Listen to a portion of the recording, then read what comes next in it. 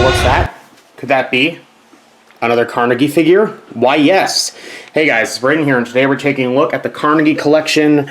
When was this released? 2004, so a bit of a newer figure from the Carnegie collection, but the Carnegie collection, Ankylosaurus.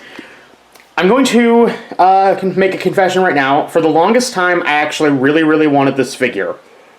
Of the Carnegie collection figures, I was a little too young to be collecting Carnegie collection figures, so by the time I started getting interested in collecting dinosaurs, the Carnegie collection was pretty much done with.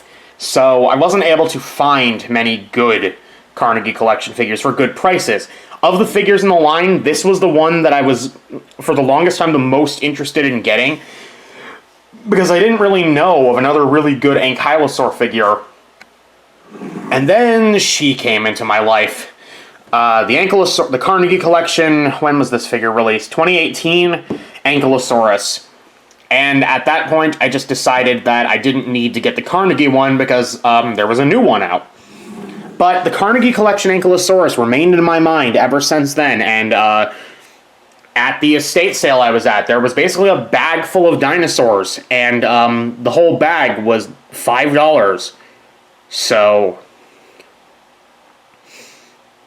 there we go. I ended up getting myself the figure that I had always been looking for.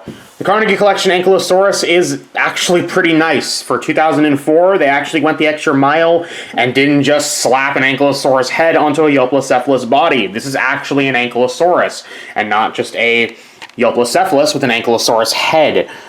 The head is clearly an Ankylosaurus, and the body is actually, well, Ankylosaurus-esque. And it looks pretty nice. For a while, this is probably the best you could get in terms of Ankylosaurus figures. Of course, I have the 2018 version by Safari, the same company who made this guy, for comparison. They're roughly about the same size. The new figure is definitely a lot girthier, though. The new figure feels heavier, whereas this guy is so much lighter. But again, even for a relatively recent Carnegie figure like this from 2004, I'm surprised at how good condition this figure has been kept in. Whoever had this figure before me clearly took care of it very well.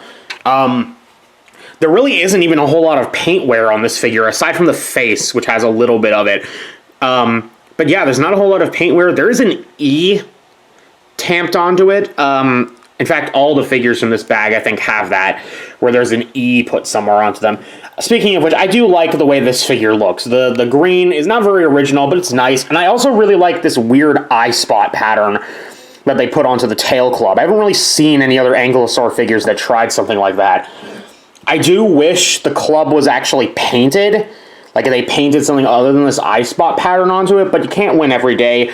The beak is also not painted, but overall, those are just minor nitpicks, and I think this figure looks good. Is it as good as Safari's 2018 Ankylosaurus? Well, no, but I still think that for a while, this is probably the best you could get, and I wouldn't blame you for preferring this version over the 2018 version. I think the 2018 version looks better, but that's personal opinion, and you can disagree with me all you want. But overall, I think this figure is pretty damn good. Of the Carnegie figures that I reviewed, this is probably my favorite one of the three, and it goes down as one of my favorite Carnegie figures that I've collected. So that's that, and I'll see you guys when I do another review.